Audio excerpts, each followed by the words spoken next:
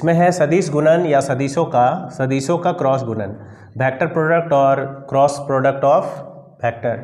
और मीन्स यहाँ क्या होता है, या मतलब या तो ये क्वेश्चन है या तो ये क्वेश्चन है। तो यहाँ पर हम लोगों को पढ़ना है दो सदिशों का क्रॉस गुणन।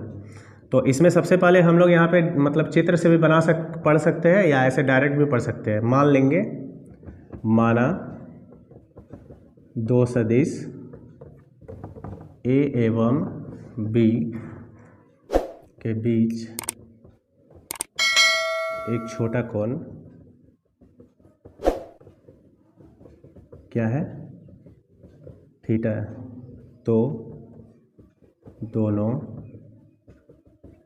सदिशों का कौन सा गुणन, क्रॉस गुणन। क्रॉस गुणन मतलब ए वेक्टर क्रॉस, तो इसका फॉर्मूला होता है A B sine theta N cap. ठीक है, तो ये कैसे हुआ देखो, मान लिया जाए अभी बोले ए सदिश है और एक बी सदिश है, इन दोनों के बीच का कोण यहाँ पर लिया गया है थीटा। तो कह रहा है ए को जब हम बी की तरफ कुछ कोण के लिए ऐसे घुमाते हैं तो एक नया सदिश प्राप्त होता है, यानी गुना करते हैं तो एक नया सदिश प्राप्त होता है। और इस सदिश को हम लोग ऐसे सूचित करते हैं किससे, सी से। अपने तरीके से बता रहे हैं कि सी से सूचित करते हैं। ये जो मतलब ए क्रॉस बी किए तो एक नया सदिश प्राप्त हुआ जिसका नाम है सी वेक्टर, और सी वेक्टर की जो दिशा है वो एन कैप है। यही सी वेक्टर का परिमाण जो है यहाँ लिखा हुआ है, जो हम लोग लिखेंगे ए बी साइन थीटा और एन कैप। ठीक है,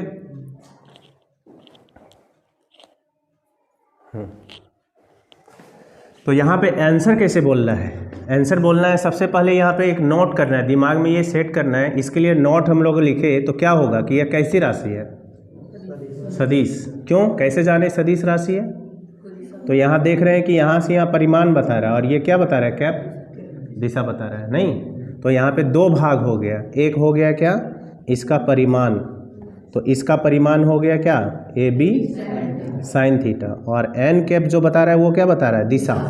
बताए थे इकाई सदिश क्या बताता है, दिशा। एन कैप क्या है, इकाई सदिश, और ये इकाई सदिश क्या बता रहा है, सी का दिशा, जिसको हम सी मान रहे हैं वो सी का दिशा कौन बता रहा है, एन कैप। क्लियर हो रहा है। तो आंसर क्या लिखेंगे कि दो सदिशों का सदिश गुणन, अदिश गुणन नहीं, सदिश गुणन। तो यहाँ परिभाषा हम बता रहे हैं, परिभाषा लिख करके समझा देते हैं। परिभाषा क्या हुआ तब इसका आंसर हो गया कि दो सदिशों का सदिश गुणन,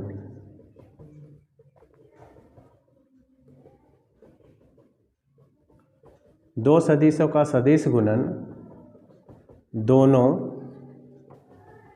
सदिशों के परिमाण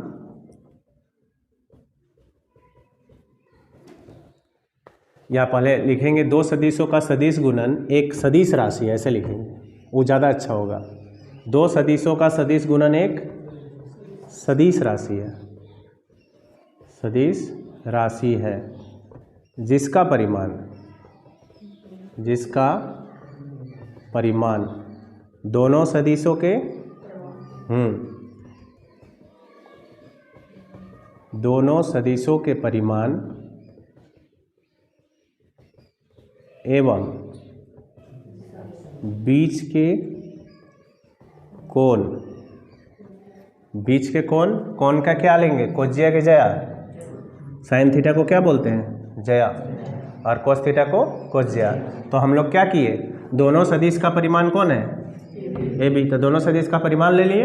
अब बीच का क्या लिए, जया, उसी का ना गुणनफल है ये परिमाण। देखो परिमाण में क्या लिखे हम, परिमाण में क्या लिखे हैं, ए बी साइन थीटा। तो ए और बी क्या है, दोनों सदिश का परिमाण है, और दोनों के बीच के कोण की जया, जया जब बोलेंगे तो वो साइन थीटा होता है। ये पहले भी बता चुके हैं तुम लोग को कि जया बोला जाए तो साइन थीटा, अगर कभी कोज्या बोला जाए कॉस थीटा, और यहाँ पे ये स्पर्श जया बोला जाए, स्पर्श जया, तो क्या लेंगे, टेन थीटा।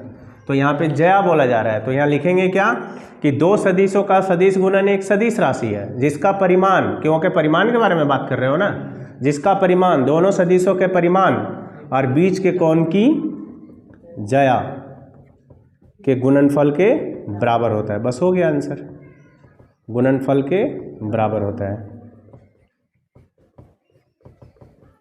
ठीक है, अब इसी का यहाँ पे बताए हैं, आराम से समझ में आ गया।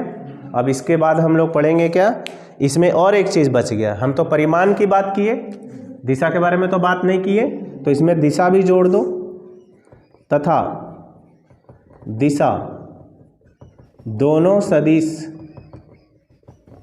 सदिश की दिशा के क्या होता है, लंबवत होता है। ऑब्जेक्टिव पढ़ते समय तुम लोग देखे भी हो कि इसका काम पड़ता है नहीं, तो इन दोनों की ये लंबवत है। लंबवत मतलब ये जो है इसके साथ 90 डिग्री का कोण बनाएगा, फिर ये इसके साथ भी 90 डिग्री, यानी 90 डिग्री का कोण यहाँ भी बन रहा है, यहाँ भी बन रहा है। ठीक है, तो यहाँ लिखेंगे दोनों सदिशों की दिशा के लंबवत होता है। ठीक है, कंप्लीट अब हुआ। फिर से एक बार रिपीट कर देते हैं। दो सदिशों का सदिश गुणन कैसी राशि है, एक सदिश राशि है। यहाँ मेन टॉपिक देखो कहाँ कहाँ है। दो सदिशों का सदिश गुणन सदिश राशि है जिसका परिमाण दोनों सदिशों के परिमाण और बीच के कोण की ज्या के गुणनफल के बराबर होता है। और दिशा क्या होता है, दोनों सदिशों के लंबवत होता है। ये सब मेन पॉइंट है जहाँ जहाँ टिक मारे हैं। पहला पॉइंट क्या बोले, दो सदिशों का सदिश गुणन एक सदिश राशि है जिसका परिमाण दोनों सदिशों के परिमाण और बीच के कोण की ज्या के गुणनफल के बराबर होता है। और दिशा जो होता है दोनों सदिशों के दिशा के लंबवत होता है।